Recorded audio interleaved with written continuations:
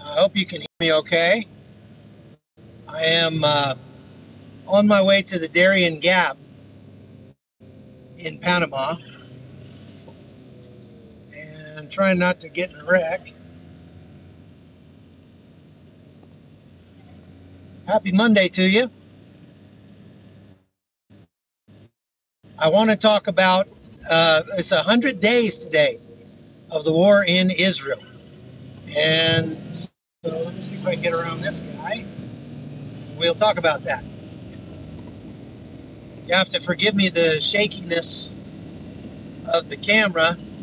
I'm on a little bit of a bumpy road, but it'll get better here in just a second. Unfortunately, the stabilization that iPhones are famous for doesn't work at all when you're doing lives on YouTube. I'm not really sure why, but oh well. So bear with me. I'm trying to get this done while I'm on my drive down to the Darien Gap. I'm going to be reporting from down in well, it's actually the eastern part of Panama. Many people think that Panama goes north-south, but the Isthmus of Panama goes east-west, and the Panama Canal goes north-south. So I'm going down toward the Colombian border, and of course, very, very remote area. It's just not a comfortable place to be. I don't like going to the Darien. I don't know who would like going there. I don't know why anybody in the world would choose to live down there. It's 900 degrees and there's bugs the size of your face. Everything wants to kill you. So it's just not a comfortable place at all. But right now there are up to 5,000 migrants every day coming through the gap, which is absolutely obscene record, above all records. The number of people coming through is just ridiculous. And so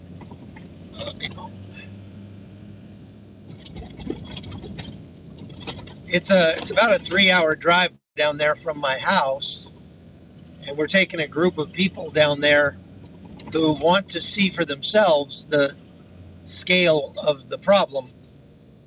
These are interested parties from a few journalists to a few an economist or a futurist, kind of an investor guy, and in addition to that,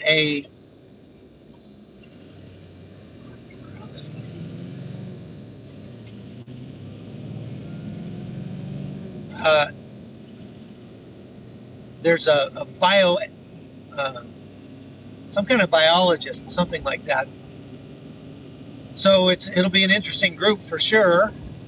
Going with my friend Michael Yan and Masako Ganaha, if you're familiar with Masako. If not, you should look her up. She's very interesting. And Vandersteel, and some others. So while I'm driving, I thought we could talk about what's going on in Israel. Here we are 100 days from the start of the war. And get out on the freeway. Okay.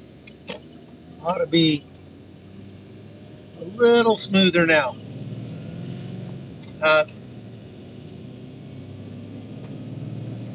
So what's the breaking news over the last 24 hours or so?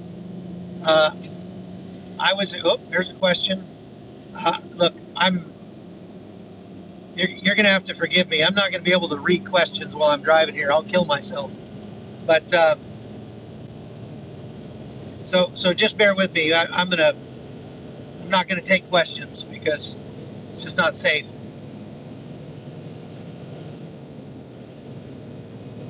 I think the biggest news right now is that the rift is growing between the Biden administration and the Israelis.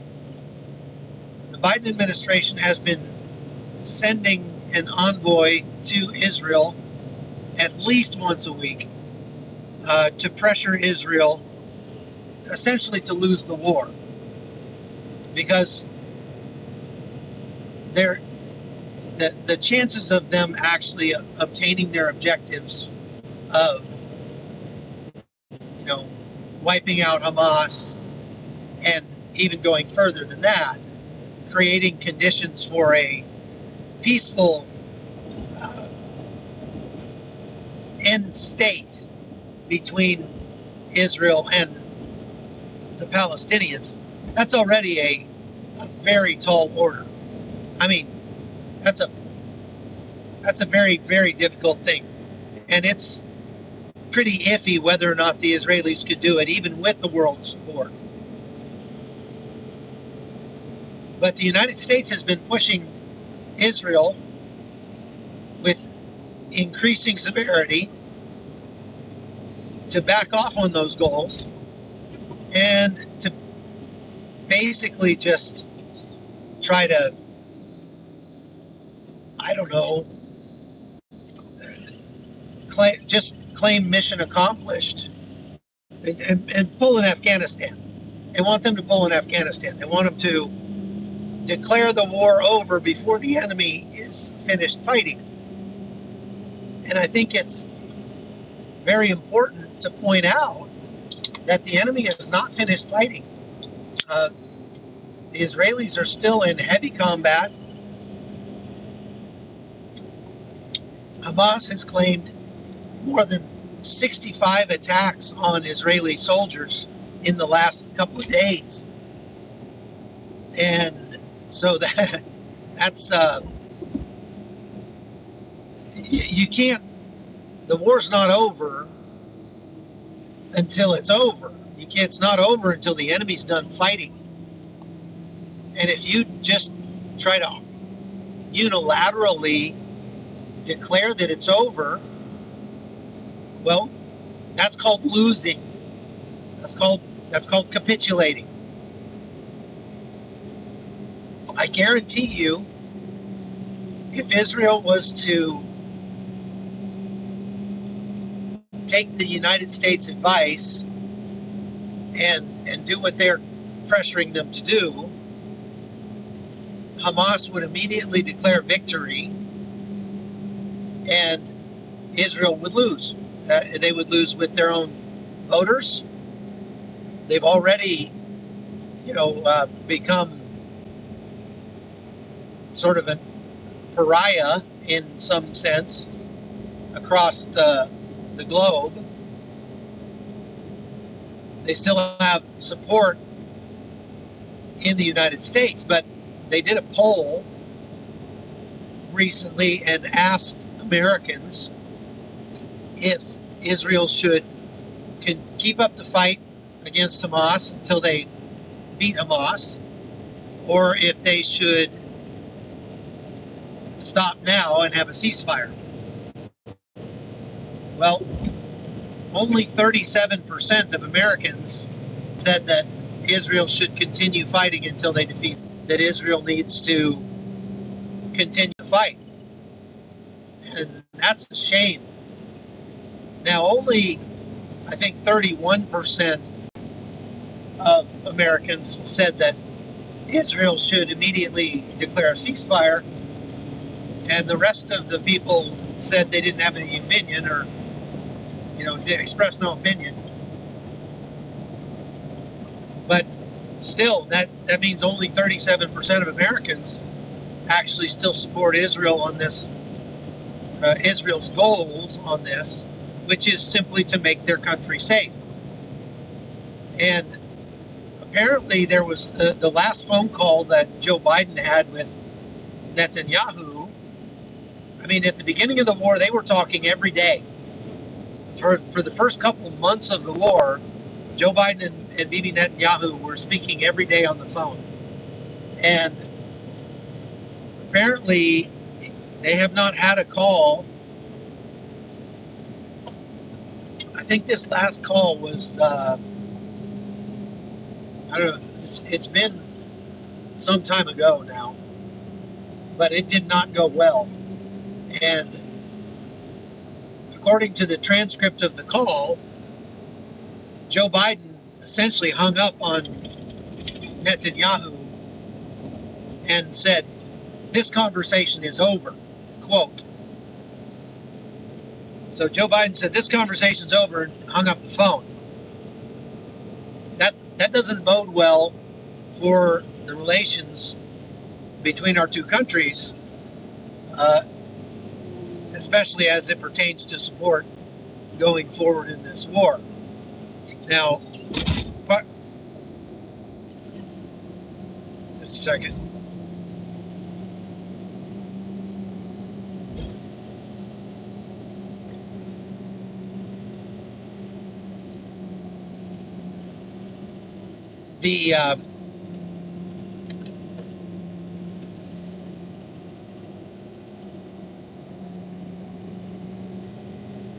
I lost my train of thought because this guy is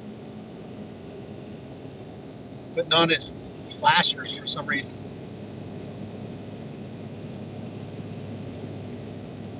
I don't know what that's all about.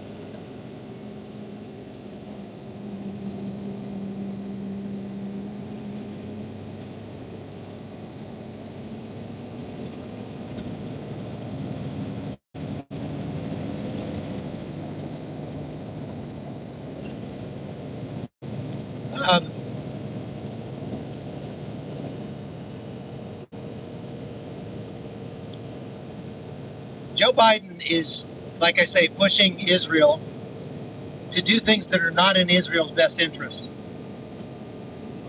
At least that's the feeling of the government of Israel and the people of Israel. Why is Joe Biden doing that? Well, he doesn't actually support Israel. I mean, he's made that fairly clear.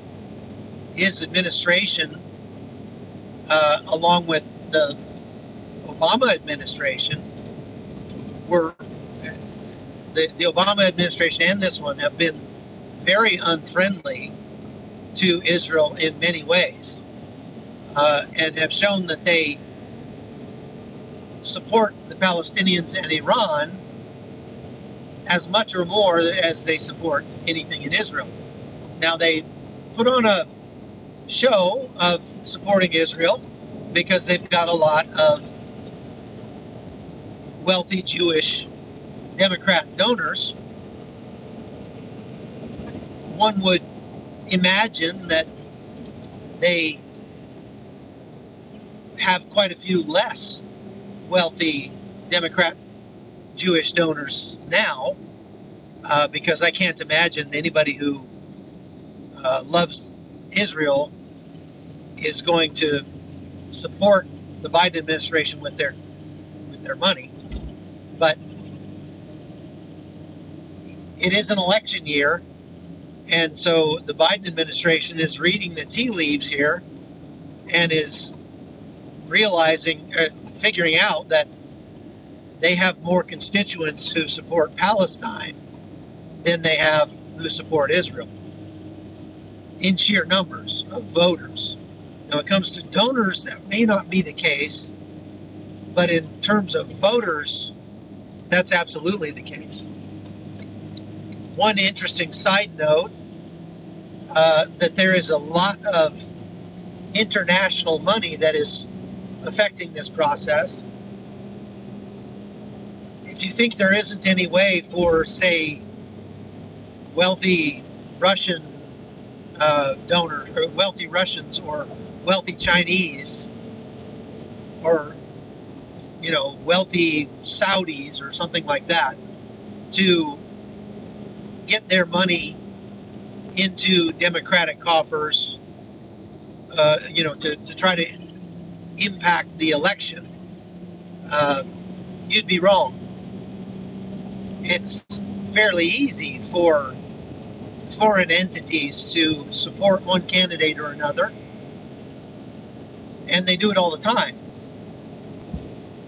Well, I was having a discussion an email discussion with one of my viewers who lives in South Africa. We were talking about the,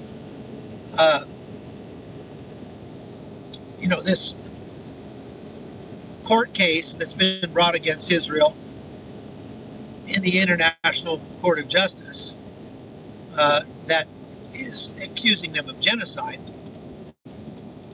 And they said that a big part of the reason why South Africa is supporting Hamas and is basically doing the bidding of Hamas. I mean, Hamas can't bring charges against Israel in the criminal court, the International Criminal Court, because they're not a state actor. They're not a state, but South Africa is doing it for them. And part of the reason for that is apparently that there have been some very large sums of money promised to South Africa's leaders if they go forward with this.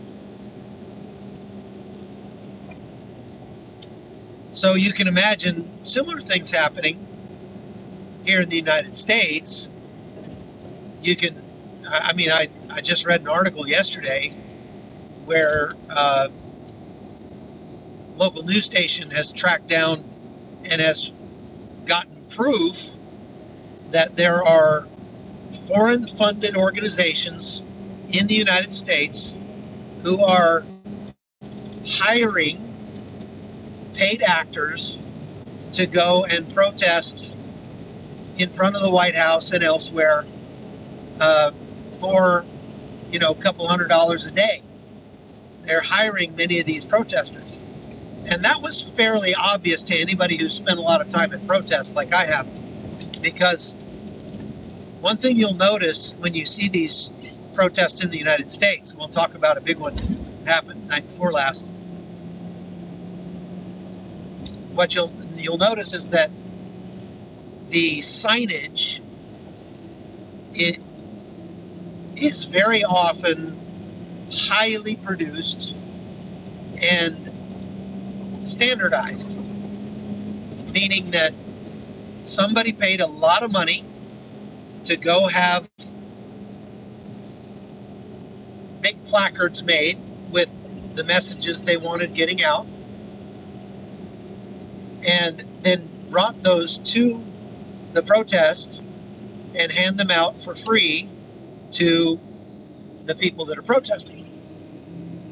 I've seen this many, many times. I covered a lot of the Black Lives Matter protests, a lot of the Antifa riots, things like that, back a few years ago.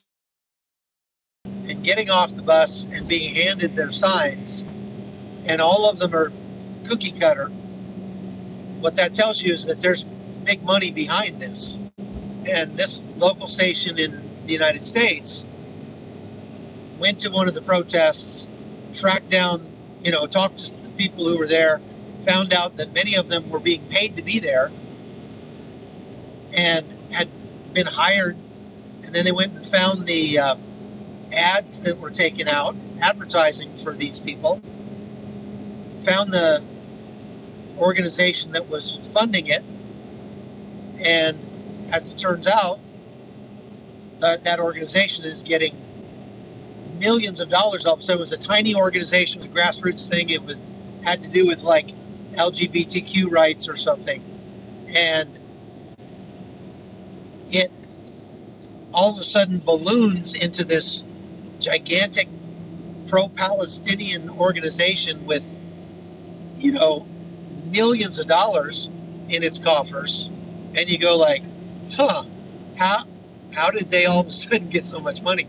Well, it's being sent to them by some Saudi sheikh or Iranian cutout, and that happens in the United States far more than you would think. At CPAC one time, the Conservative Political Action Committee, I was there reporting on CPAC. There were a bunch of left-wing protesters outside, and I went out and started talking to some of the protesters, and I noticed like some of these people They just look like, lower class, unemployed housewives or something. And so I got talking to one of the ladies and I said, so why is it that you're so passionate about this? Where are you from? And she said, I'm from Baltimore. So she had to, it's like an hour drive to get to CPAC from where she lived. And I said, what makes you so passionate that you would drive an hour to come down? And she said, well, no, I rode the bus. Yeah, I said, oh, you got a public transit? She goes, no, they brought us down here on the bus. And I said, who's they? And she said, well, they hired us to come down here and hold these signs. It's some organization. They said they'd pay us $50 a day to come down and hold these signs. And she was very blunt and very clear about it. And so, as it turned out, she couldn't have cared less about the sign that she was holding. It didn't matter to her. She didn't follow politics, didn't know anything about it. But for $50, yeah, I'll go hold a sign for a few hours. And that's what she was doing. So that's very, very common.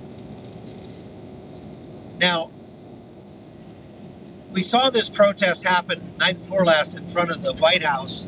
I don't know if you saw that. It was on Twitter a lot, but I didn't see a lot about it in the mainstream media, at least not the details.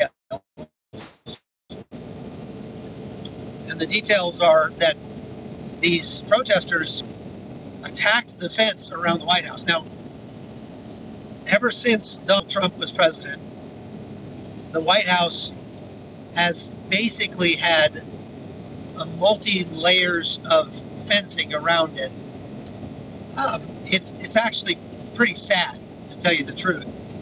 We're such a divided country that no matter who is in the White House, one 15-foot wrought iron fence is not enough to keep the protesters out. And because of the tendency to defang the police, to make the police sort of a, toothless tiger, it's not uncommon to see protesters assaulting the White House, at least whenever the protest happens to be on the left. I can't say that I've seen right-wing protesters assaulting the White House, January 6th notwithstanding. During the Obama administration, it happened multiple times. During the Black Lives Matter, during the Trump administration, it happened multiple times. During the Black Lives Matter protests, they set the church, the historic church across from the White House, on fire. They defaced the church with spray paint, and they injured dozens of Secret Service agents. Sorry, I went into a bad zone there. I'm not probably telling you anything you didn't know already, but there are these foreign entities and domestic, not all foreign, but there are organized entities who are putting together these massive protests, pro-Palestinian protests across the country, in Washington, D.C., New York, Chicago, everywhere. And these protests are turning violent. So the one that the night before last, the footage that was out on Twitter was showing protesters trying to scale the barrier that's in front of the fence, trying to, break it down, shake it back and forth. Forget that they were screaming obscenities at the police officers trying to do their job and protect the White House. Forget that most of these protesters probably voted for Joe Biden, if they voted at all. But this was not a peaceful protest at all. They're burning flags. I saw a guy with a big Palestinian flag putting the flagpole over the fence and hitting the policeman on the helmet with it, trying to hit him as they were back there trying to hold the fence up and keep these guys from breaking in. Frankly, I don't know why the Secret Service doesn't just stand back, and if they breach the fence and go burn the White House down, well, these guys get what they want. Since most of the guys that are out there protesting voted for the guy that's in the White House, you want to let them insurrect so that you can charge them with insurrection. That was more. It was far more of an insurrection than what happened on January 6th. No question at all. How many of those people that were violently throwing rocks and bottles at Secret Service agents, and some of them were injured, how many do you think were arrested the night before last? Maybe one or two? There were hundreds of people trying to break in. I'm going to New York next week, and I'll only be there for a short time, but I'll go downtown. I'm sure there'll be a protest down there in Times Square someplace. So I'll go down there and I'll bring you some coverage from that, and I'll show you what I'm talking about in regards to the organization of this. And another thing that I know about these protests, folks, is that all of these left-wing groups work together. You'll see the exact same people at a Black Lives Matter protest, at a pro-Palestinian protest, at a LGBTQ protest, and at a gun control rally. You'll see all the same people. I covered, like I say, these protests for 2 solid years when I was working for the National Rifle Association. They sent me all around the United States to go to all these protests, and I literally started getting to know some of the protesters. Like, oh, hey, Bob, it's you again. It's easy to get to know them because some of them are pretty weird. You got a gigantic bearded guy that wears a pink dress, to all the protests. You tend to recognize him when you see him at the next one, right? It's not like he's going to fade into the crowd. Or the guy that dresses in a full-body Kermit the Frog suit, like at all the protests you go to. You realize that there's actually a subculture of professional protesters, and they make their living traveling around the country and protesting whatever the cause du jour is. And as long as it's a left-wing cause, they're very happy to do it. I've known several of these people personally, and who have spent 10 years just traveling around to protests all over the country. It kind of makes you feel like many of these protests are, these people are useful idiots. These people are tools that are being employed by wealthy interests to try to impact and influence American politics in a certain direction. And if you feel that way, you're likely correct. Now, let's go back to Israel. In the last 100 days, we've gone from the horrible attacks of October 7th, 1,200 people murdered, couple hundred that are still being held. Well, 137, I think, that are still being held in Gaza. We still have daily rocket attacks out of Gaza. And we're, the frequency, or at least the intensity of the rocket attacks, is decreasing out of Gaza, but it's not stopped altogether. They've had rocket attacks, several of them in the last 24 hours. The Israelis have tried to placate the Biden administration to some extent by reducing the intensity of their operations by about about 2/3, I guess, from the beginning. When they first entered Gaza, what was that, October 27th or something? They were striking more than 300 targets a day. Now they're down to about 100 a day. They've pulled like 10 brigades of soldiers out of Gaza, put them back to work. So they have made vast concessions with regards to humanitarian aid. They've agreed to allow the United Nations to enter the northern Gaza Strip with an eye toward what it will take to rebuild the northern Gaza Strip. So far, they say that more than half the structures in northern Gaza are damaged or destroyed. Frankly, I was watching some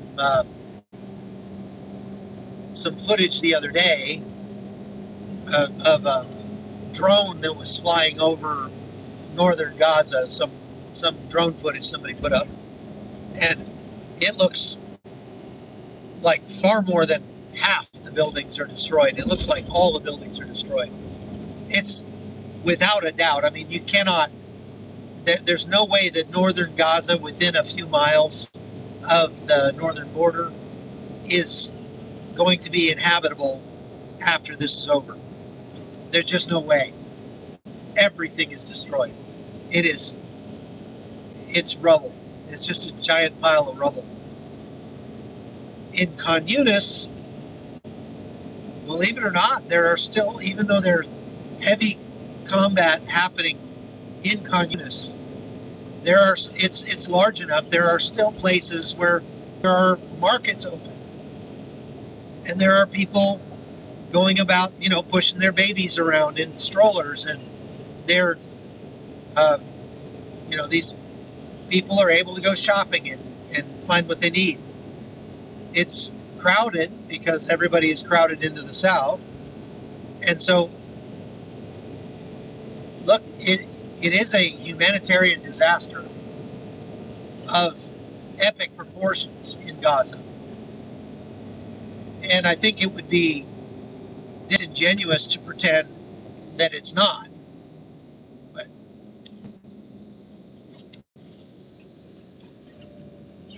there are more than 9,000 people who Israel says they have killed more than 9,000 people. So I got to go right now. I got to stop this. We'll come back again later and talk some more. God bless you all. I got to meet somebody real quick. But thank you very much for watching, and we'll see you again from the Darien next time. Bye-bye.